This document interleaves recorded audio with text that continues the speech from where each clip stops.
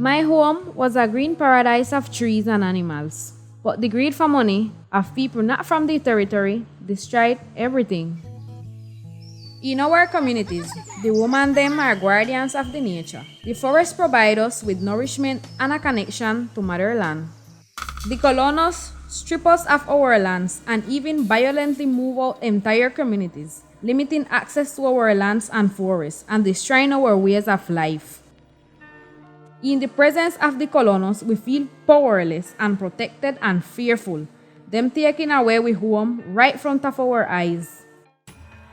We have witnessed how the Nicaraguan state dismantled our communal governments, creating parallel governments of communal and territorial authorities, disrespecting the decisions made in community assemblies during the election of our authorities, violating what the Autonomy Law, Law 28, and the Demarcation and Tightening Law, Law 445 says. The parallel authorities permit the destruction of the forests and illegal sales of our lands.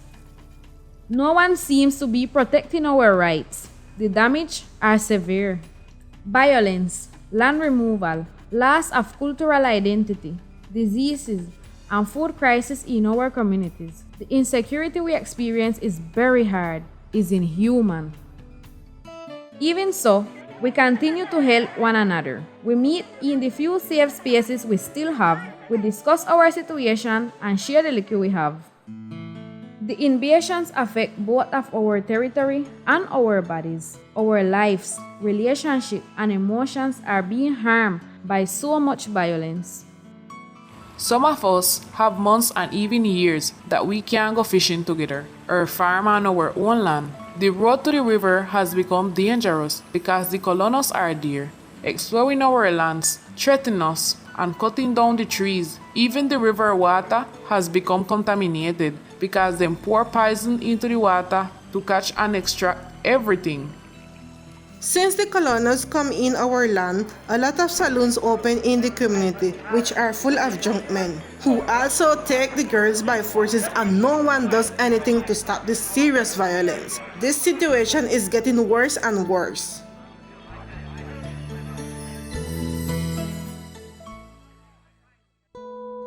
The gold rush brought violence, vice, and death to our community. Before, communal governments were the defenders of our rights. Now some of them are the ones who threaten us for responding to political party interests. We were a community, united by history and tradition. The violence, a product of our invasion, has robbed us of that peace. We used to walk freely and safely, but now there are many colonists around our communities and forests. Also, they have brought sickness that were not present in our community. High blood pressure and diabetes issues are affecting all of us due to concern about our future. Because of the impact on our sons and daughters, and because we are at risk of losing our land and peace.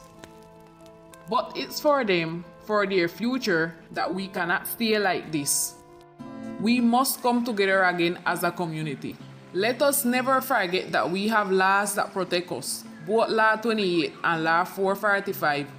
We must demand that the government respect the rights of our communities. For instance, that when concessions are considered, the communities should be consulted for approval, but also that communities have their power to say no if it doesn't benefit them or if it affects their ways of life. We are determined to speak out about what we experience and to present evidence of these violations. We cannot remain silent in the face of injustice and the violations of our rights. We will no longer allow impunity to prevail. We will take our voice to the international level to look for justice, as our own state and regional authorities are the main violators of our rights. Our resilience and courage are acts of resistance. Just as standing firm and united, we are not only fighting for ourselves and our future generations, but also for all the voices that are no longer here.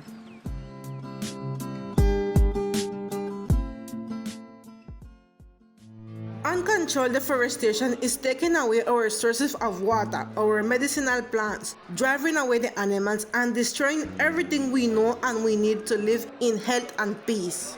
We know that corruption and economic interests over our territories at all levels of government are obstacles to respecting our communal rights. But together, we will find ways to resist and demand transparency. We must continue to demand that the laws that protect us are respected. These are our territories, and we are going to defend them, organized, taking care of each other, and trusting in one another. They have no right to come in without our approval. They threaten us, they assault us with their weapons, they are cornering us. In the face of all these violations, we must document evidence. We must not forget all this injustice and teach the next generations to continue the resistance in the fight. Impunity will not prevail. We will expose the violence and corruption we face in our territories and demand justice. Forced displacement separates us from our communities and places us in risky situations. Our families and lives are in danger. It's heartbreaking to see the numbers of families displaced by the violence caused by armed colonials. We are suffering greatly.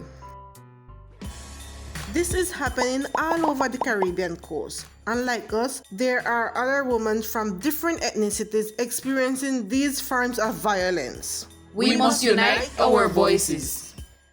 We have decided to tell our story to the world, demand justice, and shed light on the human rights violations affecting our communities and lives, especially as women. We will not allow future generations to suffer like us. It is time for the violence to stop and justice to be done.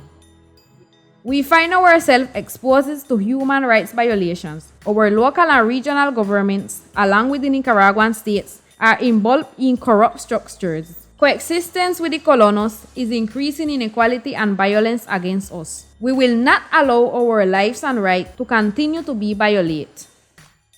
Prior, free, and informed consultation is our shield to prevent decisions from being made without our consent, along with communities' assemblies to choose our legitimate authorities. Let us not allow ourselves to be used. We must be guardians of our heritage and ancestral legacy.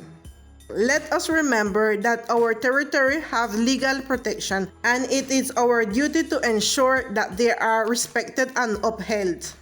We call upon the regional councils and all competent authorities to take on and fulfill their responsibilities in the protection of our rights. We share our struggles.